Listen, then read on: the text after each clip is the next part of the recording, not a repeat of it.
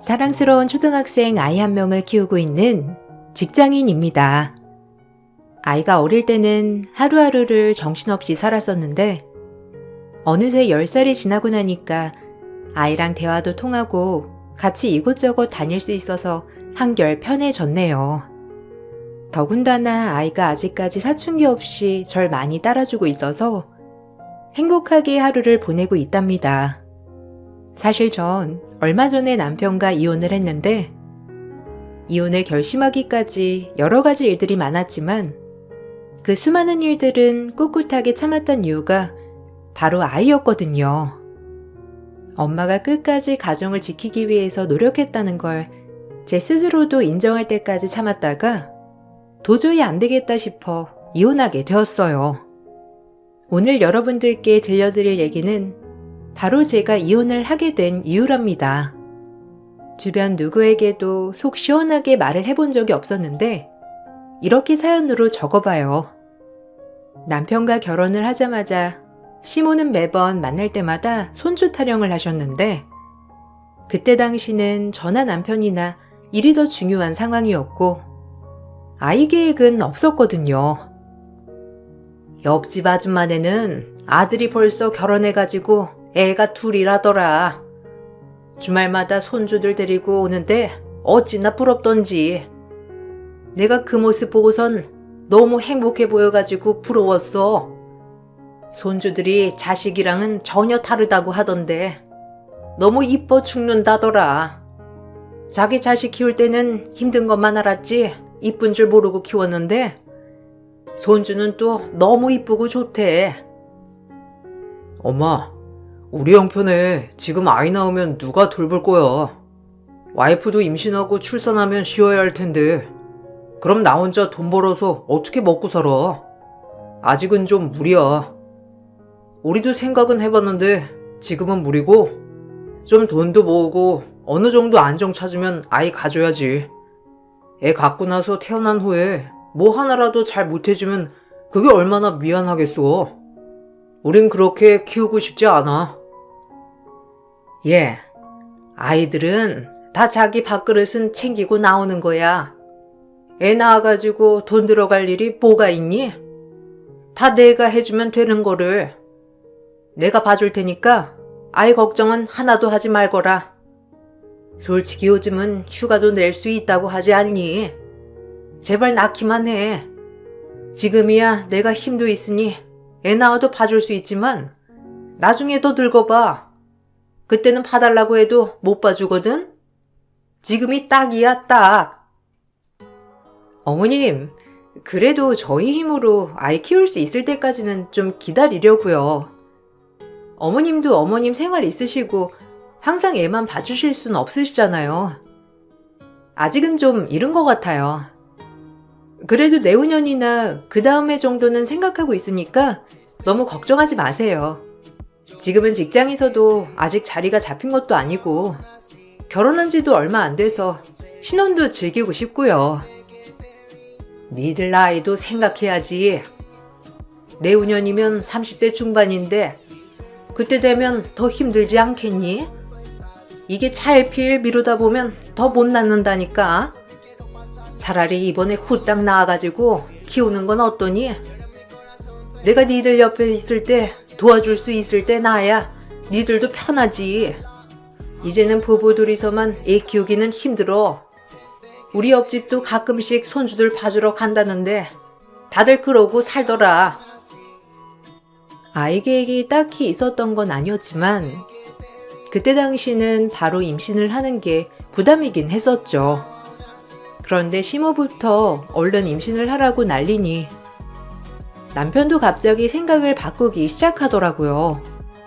제가 복직하고 싶다면 자기가 휴직을 하겠다면서 적극적으로 절 설득했고 진짜로 시어머니가 아이를 봐주실 거라고 생각해서 임신을 한 것은 아니었지만 그래도 많이 도와주시겠거니 생각을 했었죠.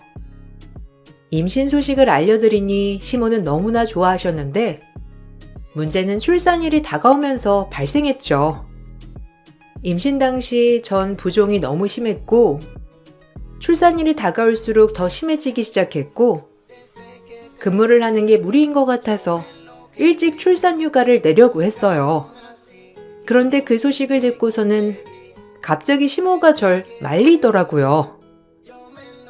이번에 출산 휴가 내려고 한다며? 아들이 말하는데 아직 출산일이 한 달도 넘게 남았다던데 벌써 출산 휴가 내서 괜찮겠니? 그래도 이왕이면 출산 휴가는 출산 막바지까지 좀 늦춰가지고 있다가 시작하는 게 낫지 않아? 너희 회사에서도 육아휴직 이런 거 별로 길게 못 쓰게 한다면서. 그러면 네가 애 보는 시간이 줄어들 텐데 괜찮겠니? 뭐 어쩔 수 없죠. 제가 지금 컨디션이 별로 안 좋아서요. 부종도 너무 심하고 출근해도 일단 일을 제대로 하기도 어려운 상황이라서요. 회사 측에서도 일찍 휴가 내는 거 이해해 주신다고 해서 그냥 빨리 쉬는 게 나을 것 같아요. 출산 휴가는 1년 정도는 쉴 수 있지 않을까 싶은데 아직 복직 시기는 뚜렷하게 답변을 받진 않았어요. 아마 그래도 1년 다 채워서 해주실 것 같긴 해요. 그러니? 근데 출산 휴가 한다고 해서 월급이 다 나오는 건 아니잖아. 네 회사에서 월급 뭐 반이라도 주면서 휴가 주는 건 아니잖니? 그럼 그동안 우리 아들 버는 돈으로만 생활할 거야?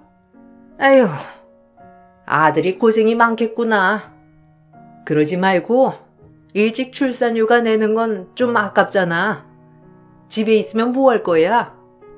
아직 애가 나온 것도 아니고 니네 심심하게 누워있기밖에 더 하겠니? 그냥 힘들어도 참고 출근하면 안 되니? 네? 출근이 문제가 아니라서요. 제가 출근을 하고 싶어도 부종이 심하니까 일하는 것도 지장이 있고 차라리 다른 대체 직원이 와서 일찍 대체해주는 게 나을 것 같아서요. 회사에서도 언제 아이 출산할지 모르니 좀 마음이 급한 것도 있어서 차라리 이참에 휴가 내는 게 나을 것 같아서 그런 거예요. 아니 그렇다고 네가 휴가 안 낸다고 하는데 억지로 쉬라고 할 건 아니잖아. 그냥 좀 버텨봐. 집에 가만히 있어가지고 뭐 할 거야? 출근해가지고 한 푼이라도 버는 게 낫지. 나중에 애 낳아봐라. 돈 들어갈 때가 한두 군데인 줄 알아? 그렇게 좀 버티면서 벌어다 두면 나중에 더 편하게 쓸 수 있는데 고작 몸 좀 붓는다고 해서 일을 안 하면 어떡해? 우리 아들만 고생하는 거지. 막상 출산이 다가오면서 시모며 남편이며 외벌이에 대한 걱정만 늘어놓았고 그 사람들에겐 제가 몸 컨디션이 좋든 말든 그런 건 아무런 상관이 없었어요. 출산을 하고 나서는 친정에서 제 산후조리를 다 해주셨는데 그 기간 동안에도 시모는 혹시나 산후조리 비용을 아들 돈으로 낸 건 아닌지 걱정만 하셨답니다. 친정에서 산후조리를 하고 나서 집으로 오니 시모는 매일매일 집으로 오셨어요. 오늘은 창틀 좀 청소를 하자. 저번에 보니까 먼지가 많이 쌓여가지고 지저분하더라. 오늘 날씨도 좋으니까 문 싹 열어가지고 창틀 청소하면 좋겠어. 얼른 일어나고 아이 수유는 다 했지? 일단 밥 먹였으니까 눕혀둬. 너무 안고 있어도 애가 그거에 익숙해져서 자꾸 안아달라고 한다니까. 네가 곁에 있으면 더 우니까 자꾸 애 옆에만 있지 말고 일어나가지고 청소도 하고 빨래도 하고 그러렴. 어머님, 제가 다음에 할게요. 요즘 손목이 너무 아파서 창틀 청소까지는 못할 것 같아요. 아니면 어머님 아이 좀 봐주시겠어요? 저 정형외과라도 한번 갔다 와야 할 것 같아요. 손목이 너무 시큰거려가지고 저 뚜껑도 못 열어요. 그나저나 이건 뭐예요? 어머님, 왜 사골뼈들은 이렇게 잔뜩 사오셨어요? 설마 저한테 끓여주시려고 사오신 거예요? 아, 이거? 아니, 내가 저번에 아들 보니까 애가 너무 야였더라고. 출산한 건 넌데 너는 이렇게 포동포동 살만 잘 찌는데 우리 아들은 왜 이렇게 피골이 상접했는지. 혼자서 돈 벌려고 하니까 힘들지 힘들어. 자식 마누라 혼자서 감당하려고 하니 얼마나 힘들겠니? 그래서 아들 좀 기운 좀 나게 뼈 우려야 되겠어. 이거 핏물 좀 빼고 그래야 되거든. 큰 대야 어디 있니? 일단 거기다가 뜯어서 놓거라. 네? 이 많은 걸요? 어머님, 저 손목이 아파서 오늘은 못해요. 죄송한데 어머님이 해주세요. 저 금방 병원만 다녀올게요. 아니면 오늘 남편 일 있어서 반차 내고 일찍 집에 온다고 했거든요. 이따가 남편 오면 이거 들어다가 핏물만 빼달라고 할게요. 근데 어머님, 남편 저 출산하기 전보다 살이 10kg나 쪄서 운동 시작하겠다고 하던데 어디가 피골이 상접했어요? 살이 어디가 쪘다고 그러니? 얘는 출산하더니만 시력도 같이 나갔나? 딱 봐도 애가 점점 기운도 없고 말라가는데 네가 아무리 애를 낳았어도 남편을 잘 챙기면 걔가 기운이 없겠어? 마누라로서 남편 건강은 네가 챙겨야지. 네가 하도 안 챙기니까 장가간 아들 내가 다시 챙겨야 하는 거 아니니? 출산하고 한 달 지난 저에게 시모는 매일 대청소와 빨래를 시키셨고 손목이 아픈 상황에서도 하루에 2-3시간은 제대로 푹 자본 적 없는 저에게 오히려 남편이 더 고생한다면서 아들만 생각하셨어요. 시모 때문에 스트레스를 정말 많이 받았지만 뭐라고 다툴 힘조차 없을 정도로 전 육아가 너무 고됐어요. 남편은 외벌이니 힘들다면 집안일은커녕 육아도 도와주지 않았고 아이가 클 때까지 분유병 한번 씻어본 적 없고 기저귀 한번 갈아본 적도 없을 정도였어요. 그래도 시간이 지나갔고 아이가 10개월이 지날 무렵 회사 측에서도 복직 의사를 물어왔는데 저는 당연히 남편에게 복직을 하겠다고 말했죠. 그랬더니 남편과 시모는 길길이 화를 내면서 절대 안 된다고 하더라고요. 너 지금 미쳤니? 돌쟁이 아이 두고 일하겠다고? 얘가 모성애가 아예 없네 없어.